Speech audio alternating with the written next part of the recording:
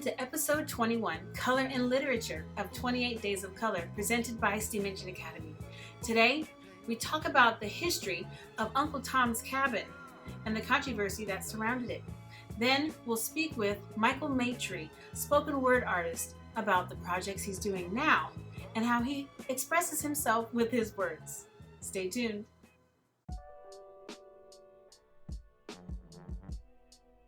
Uncle Tom's Cabin, or Life Among the Lowly, is an anti-slavery novel by American author Harriet Beecher Stowe. Published in 1852, the novel had a profound effect on attitudes towards African Americans and slavery in the U.S. and is said to have helped lay the groundwork for the Civil War. Stowe, a Connecticut-born teacher at the Hartford Female Seminary and an active abolitionist, featured the character of Uncle Tom, a long-suffering black slave around whom the stories and other characters revolve. The sentimental novel depicts the reality of slavery, while also asserting that Christian love can overcome something as destructive as enslavement of fellow human beings. Uncle Tom's Cabin was the best-selling novel of the 19th century and the second best-selling book of that century following the Bible. It is credited with helping fuel the abolitionist cause in the 1850s. In the first year after it was published, 300,000 copies of the book were sold in the United States, 1 million copies in Great Britain. 8 power presses running day and night could barely keep up with the demand.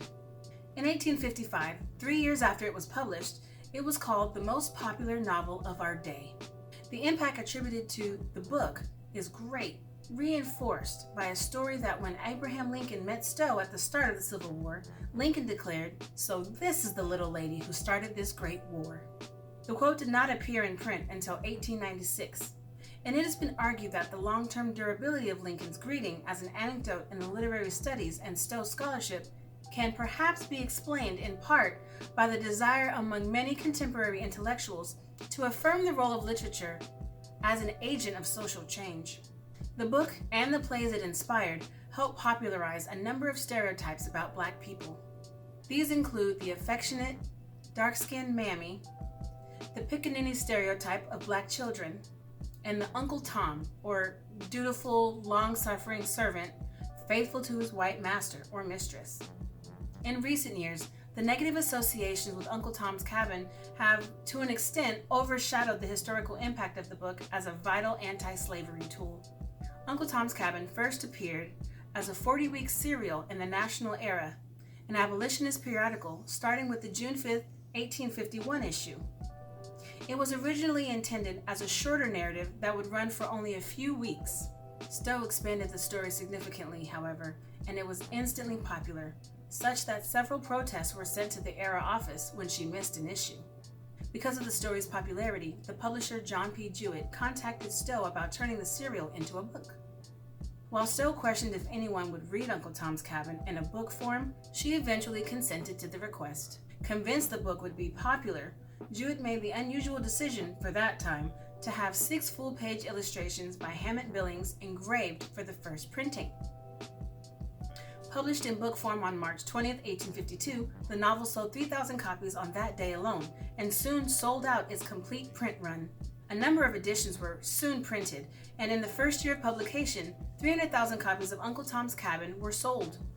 At that point, however, demand came to an unexpected halt. No more copies were produced for many years.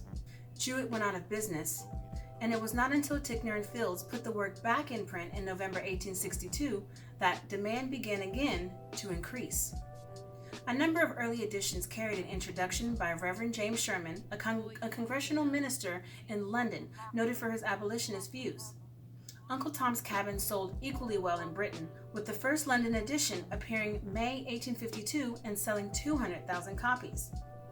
In a few years, over 1.5 million copies of the book were in circulation in Britain, although most of these were unauthorized copies. The book opens with a Kentucky farmer named Arthur Shelby facing the loss of his farm because of debts. Even though he and his wife Emily Shelby believe that they have a kind and friendly relationship with their slaves, Shelby decides to raise the needed funds by selling 2 of them. Uncle Tom, a middle-aged man with a wife and children, and Harry, the son of Emily Shelby's maid, Eliza, to Mr. Haley, a coarse slave trader. Emily Shelby is averse to this idea because she'd promised her maid that her child would never be sold. Emily's son, George Shelby, hates to see Tom go because he sees the man as his friend and mentor. When Eliza overhears Mr. and Mrs. Shelby discussing plans to sell Tom and Harry, Eliza decides to run away with her son. The novel states that Eliza made this decision because she fears losing her only surviving child. She had already miscarried 2 children. Eliza departs that night, leaving a note of apology to her mistress. As Tom is sold, Mr. Haley takes him to a riverboat on the Mississippi River, and from there, Tom is to be transported to a slave market. While on board, Tom meets Eva, an angelic little white girl, and they quickly become friends. Eva falls into the river, and Tom dives into the river to save her life. Being grateful to Tom, Eva's father, Augustine St. Clair, buys him from Haley and takes him with the family to their home in New Orleans. Tom and Eva begin to relate to one another because of the deep Christian faith they both share. Pro-slavery advocates saw the novel as sectarian propaganda. They insisted that slavery was sanctioned in the Bible and that Stowe had fabricated an unrealistic, one-dimensional picture of slavery in the South.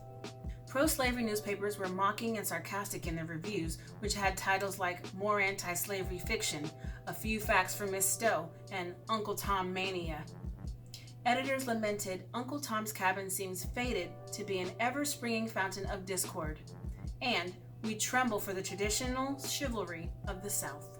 Rather than letting the media and propagandist anti-Tom novels gain attention and discredit the truths behind her novel, Stowe decided to fight fire with fact. Her response to critics was another book published in early 1853 called The Key to Uncle Tom's Cabin, presenting the original facts and documents upon which the story is founded, together with corroborative statements verifying the truth of the work. A giant annotated bibliography of her sources, the book pointing to hundreds of documented cases of real-life incidents that were similar or identical to those portrayed in her story. Stowe had named names. She had described the various people who had inspired the characters of Mr. Haley, George Harris, Eliza, Simon Legree, and the rest. One of those characters, of course, was of particular interest. Who was Uncle Tom? Despite these criticisms, the novel still captured the imaginations of many Americans. Since then, many writers have credited this novel with focusing Northern anger at the justices of slavery and the fugitive slave law, and helping to fuel the abolitionist movement. It's only suffering when your will begins to melt. It's only suffering when you no longer have the willpower to overcome whatever it is that you're suffering from. And so once you get that willpower, once you get that might, once you get that determination, once you get that discipline to stay committed to your healing, to stay committed to the things that are going to make you better, once you stay committed to that, once you enable your will, that's when everything changes. Welcome back to our next episode of 28 Days of Color, presented by S.T.E.A.M Engine Academy. Today, our topic is color and literature, and we're here with Michael Maitre to talk about his work with spoken word. How are you? I'm well. How are you? Good, good. Thank you for being here. So I want to ask you, when is the first time you wrote a poem, and what inspired you to do it?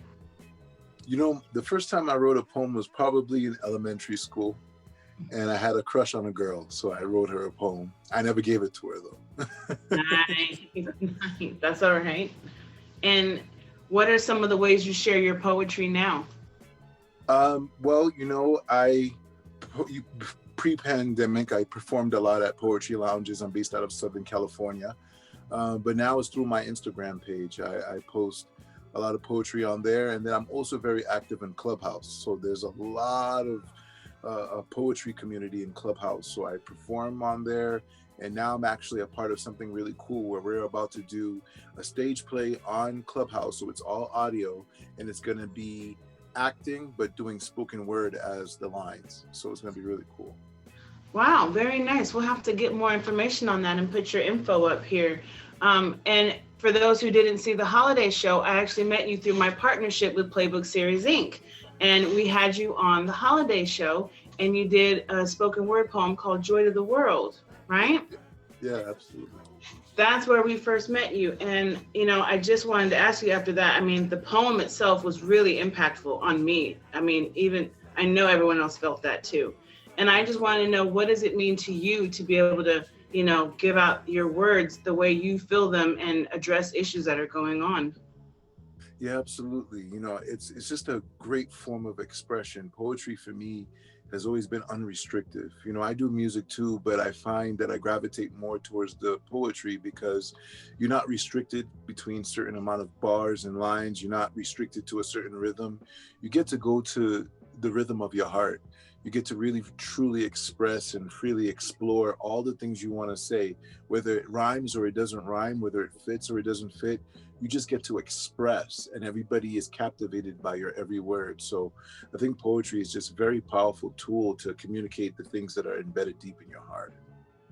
I agree with that. And that's certainly what I felt seeing your poem. And when was the first time you actually did poetry in front of a live audience? And what was their response? Yeah, that's a great question. The first time I ever did poetry in front of a live audience was at the Poetry Lounge, and that's in Los Angeles, California. And it's world renowned. They have videos on YouTube, and it's crazy. It's this stage, and everybody's sitting around the stage, and everybody's sitting around you, and there's a spotlight on you. And that was the first time I performed a poem. So my nerves were going, and it was crazy. But the feeling that I got was so euphoric. Like, I remember feeling nervous, but at the same time elated and excited, and it felt like something released from my body the first time I released my first poem in front of a crowd. So I've been addicted ever since, and I've been going for that feeling. Have you ever had, someone who is a fan or has heard your work come up to you and give you any comments on it? Absolutely, absolutely. And, it got to a point where I was getting spoiled by it, to the point where when I performed, if somebody didn't come up to me afterwards, I didn't think I did a good job. And so somebody had to talk me off that ledge. But for sure, I've had people come up to me and tell me that they were impacted, or tell me that they can see themselves in my poetry, and tell me something that, like I said, really struck a nerve with them. So poetry can be triggering as well. And when we think of the word trigger, we always think of something negative, but trigger, it can be positive too. You can positively trigger people as well. And so I love that aspect of it. And you have the possibility of inspiring someone else to do poetry as well. What kind of advice would you give someone who is inspired to try and write their own poetry? I would say make it your own. Make it your own, embrace it, make it your own.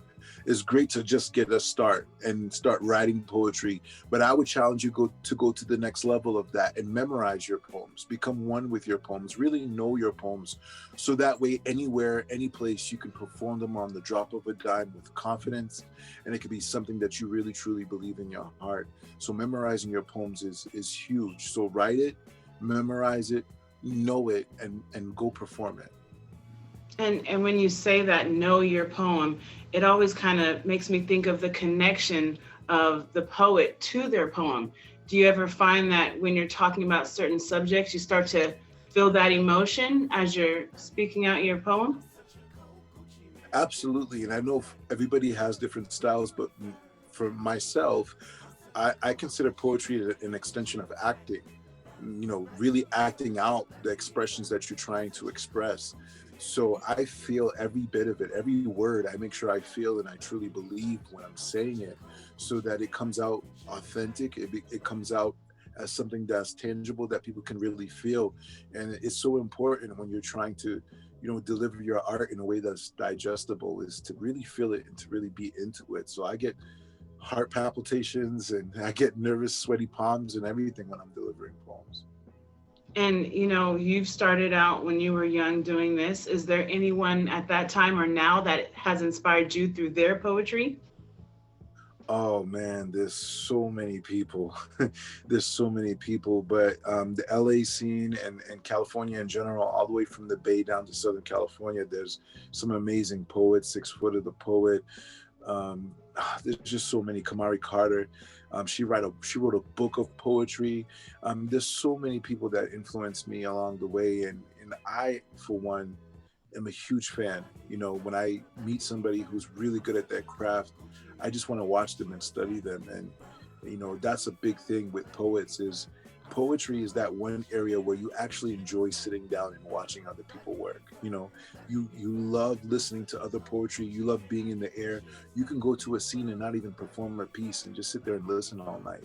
That's what poets do for each other, because we just love the art. It reminds me of those days going to the Starry Plow down on Telegraph out here in the Bay, and at the end everybody was still on this whole like snapping things Snap. in the background, things like that. That was like what I remember. And Absolutely. What are you doing now? Like, what are your current projects? Yeah, so I'm working on a spoken word album, which is going to be very different. It's going to be this fusion of R&B, conscious hip hop, and spoken word. And I really wanted to try it out because I feel like, spoken word for some reason hasn't gotten too much traction as it relates to actual albums that are dropping. And I wanted to bring that to the forefront. And it's been really fun working on it. I have only one music video out for it now, and it's on my IG, but I think I bring up more spiritual tone to the poetry, because what I'm trying to do is I'm trying to defer myself from just the typical poet. One of the problems that I do see in the scene right now is that poets a lot of times trauma dump. And, you don't want to take away from people's art and control what they're trying to express. But at the same time, I just wanted to do something more productive with the poetry where I can lift people up instead of dumping trauma. And Right. So it's just kind of a reverse. It's raising people up with the poetry, heavy and deep, but in a way that is forcing you to come higher and calling you higher. Wow. Well, tell us about the video. What's the name of it and what happens? Awesome. Yeah, absolutely. So it's called On Your Knees. And the whole premise of it is, and I have my kids in there, which is really awesome too. But the whole premise of it is, you've been going through a tough time, but surrender yourself back to your creator, and he's going to show you how to get back on your feet. And it shows glimpses of the pandemic, people putting masks on. It shows that, and it just kind of reiterates, this is a tough time, but go back to your creator and go back to your source and get yourself back on your feet. And he'll show you how. He'll show you how to navigate with your spiritual GPS. That sounds really cool. And Yeah. I really appreciate you being here. Is there anything else you want to share before we go? Man, I love the work that you guys are doing. I'm a huge fan. Keep doing what you're doing for the youth. Keep doing what you're doing for the people. Keep doing what you're doing for the world. The world needs to see these colors. The world needs to be enlightened and lifted up right now. And I think you guys found a virtual platform to really make an impact, and just continue to do it. I'm so honored to always be a part. You always have me. And I just always like to encourage brands that are just doing the right thing with their power and their influence. And I feel like you guys are always doing that. S.T.E.A.M is definitely the real deal. Thank you. I appreciate that. It's been really great to talk to you, and I can't wait for everyone to see your poetry. And I'll even try and put up your old one too from the holidays so they can see that. It was really powerful. And I look forward to working with you more. Awesome. You have such warm energy. Thank you so much for your time. Thank you for being here. Appreciate it. Joy to the world. Can we say that in the midst of a pandemic? Joy to the world. Easier said than done in these times we face. The change has just begun. One nation under God, indivisible, especially when crisis gets critical. Keep the faith, create the miracle. Joy to the world. The gift of the quality time to boys and girls. The gift of rest from the mess. Maybe now the God bless will mean more than the words you hurl. Joy to the world. It's not what we pictured yet. We refocused the lens, because we're staring at these walls while Skyping with our friends. Joy to the world. It will never be the same as we know it. A new seed has been planted. Let's proceed on how to grow it. If you feel a need, how about you show it? If you're feeling free, then be a poet. Let the word heal your voice. Your choices always show it. Do what you do. You've always did what you did. Rid us of COVID. Rid us this instance. It was worth a try. Don't you appreciate my persistence? For all of existence has yet to witness a time like this. Joy to the world. No time to reminisce. To experience bliss, we must first dismiss this malice that's built up like a callus. Whether TP or palace, it knows no limits. Joy to the world, for we can all find our bliss with COVID still in it. Joy to the world. We can all heal our hurts within a minute of his visit. Joy to the world, a king has been born. Joy to the world, let's lift our voice with words we adorn. Joy to the world, joy to the world, joy to the world.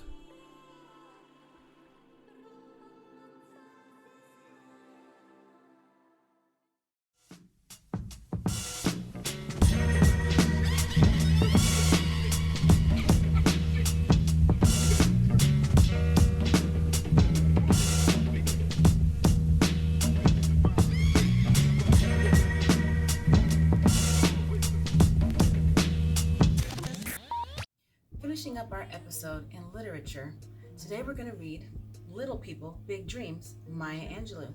Find out about a little girl who at one point wouldn't say a word and then grew to be someone whose words are known to be the most beautiful and eloquent of her time. I hope you enjoy it. Take care. Little People, Big Dreams, Maya Angelou. Marguerite was born in the city of St. Louis. Her brother called her Maya. When Maya was 4, she and her brother were sent to live with their grandmother in Stamps, Arkansas. Growing up in the South, Maya was treated unfairly because of the color of her skin. And because she was a girl, the world outside was very cruel. Home was hard too. When Maya was 8, her mother's boyfriend attacked her. Maya was so upset, she stopped talking. A friend of her grandmother's, named Miss Flowers, noticed that Maya was afraid to use her voice. Mrs. Flowers showed Maya all kinds of wonderful books and how the words come alive when you read them out loud. Maya found her voice again in the stories and poems of great writers. She loved words so much, she read every book in the library. Even though Maya was a great student, she was told that she couldn't get a good job because of the color of her skin. But she had pride and hope. She thought, there's nothing I can't be. And she was right. She was a cook and a streetcar conductor. She was a dancer, a singer, and an actress. She traveled the world and learned to speak a lot of languages. At home in America, she worked to help all people get treated equally. It wasn't until Maya was all grown up that she decided she wanted to be a writer. So she began writing a book about her life. She told the story of a little girl who struggled through hard times but didn't give up. People all around the world were moved by her powerful story and her beautiful words. Maya became a famous writer, teacher, and speaker, inspiring everyone with her belief that you can be anything you want to be. On the day Bill Clinton became president, Maya read a poem. She had once been a little girl who was afraid to use her voice.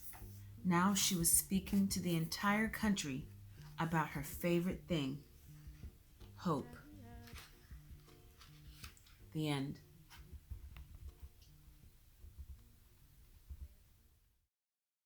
One more again.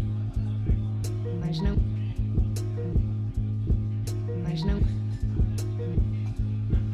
Mas não.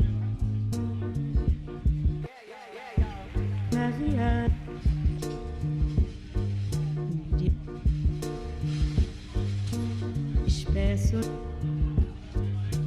de caviar de espesso de caviar.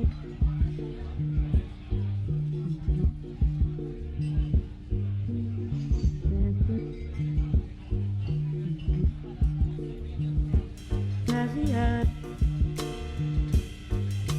de espesso de a gente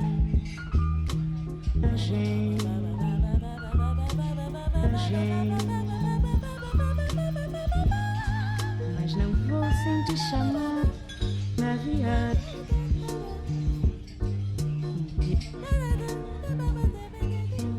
Espesso